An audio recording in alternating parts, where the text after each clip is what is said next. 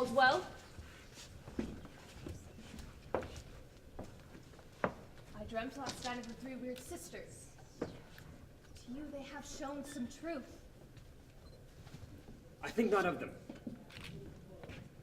Yet, when we can entreat an hour to serve, we would spend it in some words upon that business, if you would grant the time. Your kindest leisure. You shall cleave to my consent, when 'tis it shall make honor for you. So I lose none in seeking to augment it. Still keep my bosom franchised and allegiance clear. I shall be counsel. Good repose the while. Thanks, sir. The like to you.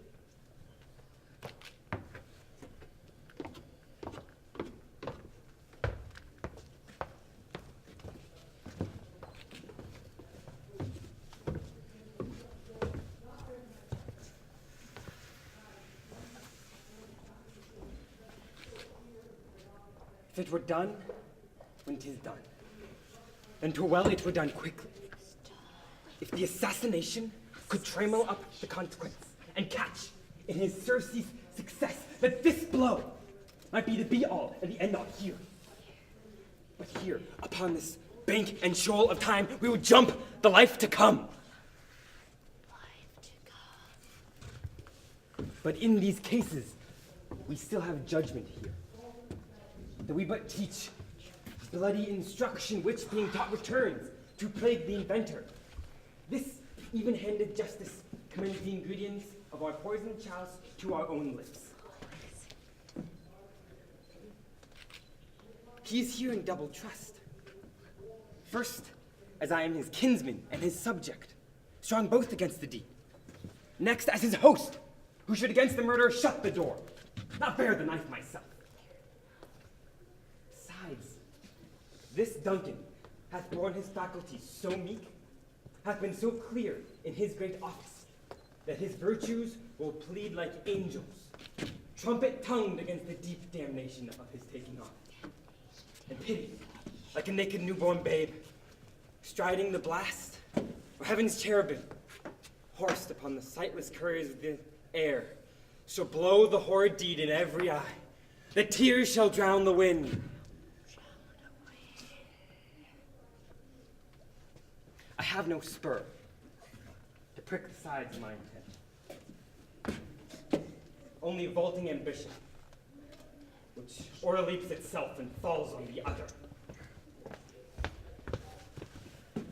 How now? What news? He has almost supped. Why have you left the chamber? Hath he asked for me? No, you not. He has. We will proceed no further in this business. He hath honored me of late, and I have bought golden opinions from all sorts of people, which would be worn now in their newest gloss, not cast aside so soon. Was the hope drunk wherein you dressed yourself? Hath it slept since and wakes it now to look so green and pale at what it did so freely? From this time such I account thy love. Art thou afeard to be the same in thine own act and valor as thou art in desire? Wouldst thou have what thou esteems the ornament of life, and live a coward in thine own esteem, letting I dare not wait upon I would like the poor cat in the adage? Prithee, peace! I dare do all that may become a man. Who dares do more is none. What beast was it then that made you break this enterprise to me? When you durst do it, then you were a man, and to be more than what you were, you would be so much more than man.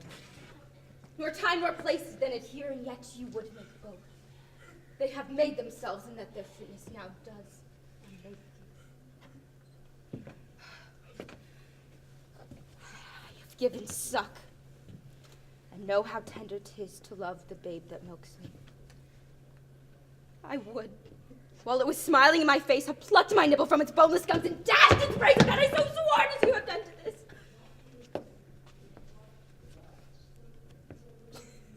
If we should fail. We fail! But screw your courage to the sticking place and will not fail. When Duncan is asleep, where to the rather shall his day's hard journey soundly invite him. His two chamberlains will I with wine and with sail so convince that memory, the warder of the brain, shall be a fume, and the receipt of reason a limbic omen. When in swinish sleep their drenched nature lies as in death. What cannot you and I perform upon the unguarded Duncan? What not put upon his spongy officers who shall bear the guilt of our great quell? Bring forth men, children, only for thy undaunted mettle should compose nothing but males? Will it not be received when we have marked with blood those sleepy two of his own chamber, and used their very daggers that they have done? Who dares receive t'other, as we shall make our griefs and clamor roar upon his death? I am settled, and bend up each corporal agent to this terrible feat. Away, and mark the time with fair show. False face must hide what the false heart doth know.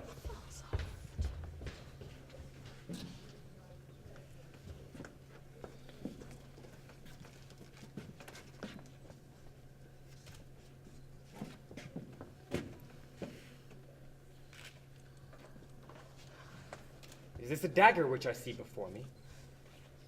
Handle toward my hand. Come, let me clutch thee. I have thee not yet, I see thee still. Art thou not fatal vision, sensible to feeling as to sight? Or art thou but a dagger of the mind, a false creation proceeding from the heat of thy brain? I see thee still, in form as palpable as that which now I draw. Thou marshallest me the way I was going. With such an instrument I was to use. I see thee still, and on thy blade indulging gouts of blood, which was not so before. There is no such thing. It is the bloody business which informs thus to mine eyes.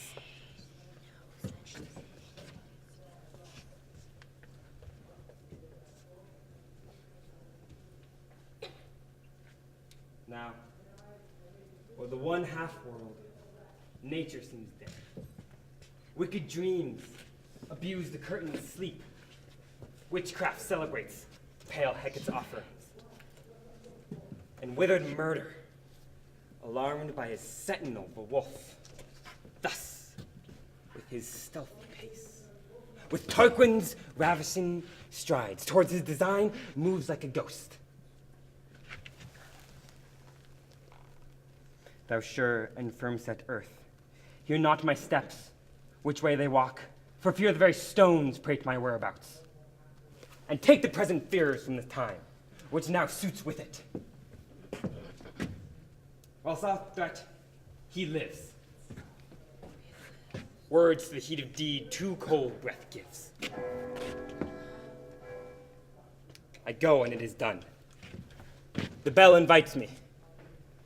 Hear it not, Duncan, for it is a knell that summons thee to heaven or to hell.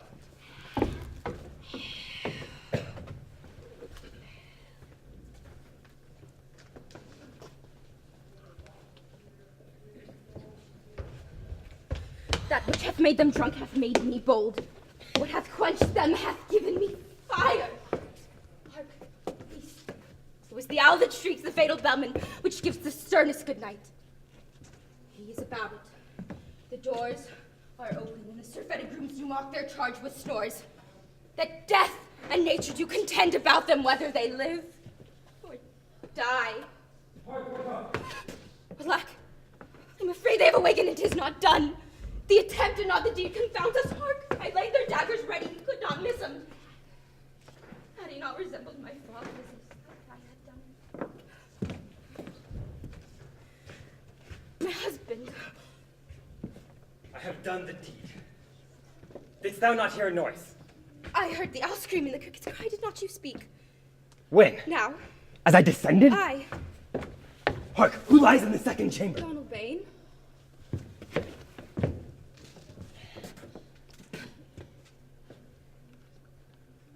This is a sorry sight. A foolish thought to say, a sorry sight. There's one did laugh in sleep, and one cried murder, as they had seen me with these hangman's hands. But they did say their prayers and addressed them again to sleep.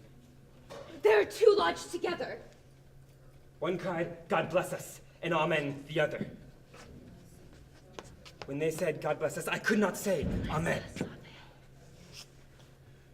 Consider it not so deeply. But wherefore could I not say amen? I had most need of blessing, and amen, amen, stuck in my These throat. deeds must not be thought after these ways, or it will make us mad. Methought I heard a voice cry, sleep no more. MacBeth hath murdered sleep. Sleep no more. The innocent sleep. Sleep that knits up the raveled sleeve of care. Death of each day's life, sore laborer's bath, balm of hurt minds, great nature's second current course, chief nourisher in life's What feast. do you mean? Still it cried, sleep no more, to all the house. MacBeth hath murdered sleep, and therefore Cawdor shall sleep no more. Glaum shall sleep no more. Who was it that thus cried? Why, worthy thing, you do unbend your noble strength to think so brain sickly of things. Go, get some water and wash this filthy witness from your hands. Why did you bring the daggers from the place? They must lie there. Go carry them and smear the sleepy grooms with blood.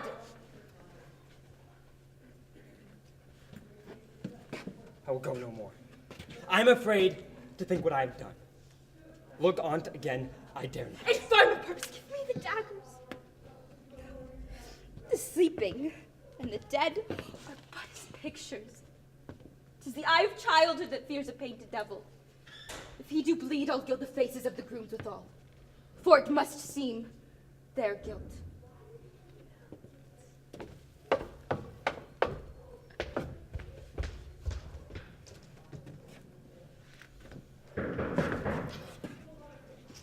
What is that knocking? How is't with me when every noise appalls me?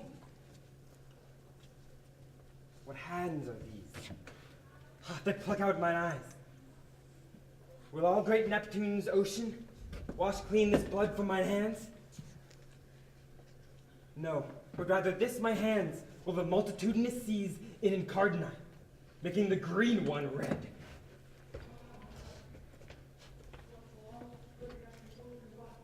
My hands are of your color, but I shame to wear a heart so white. I hear knocking at the south entry. Retire we to our chamber. A little water clears us of this deed. How easy is it then?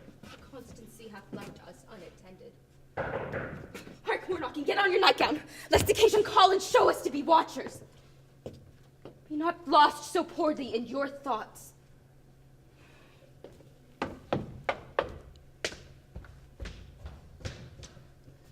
To know the deed, 'twere best not know myself. Wake Duncan with thy knocking! I would thou couldst.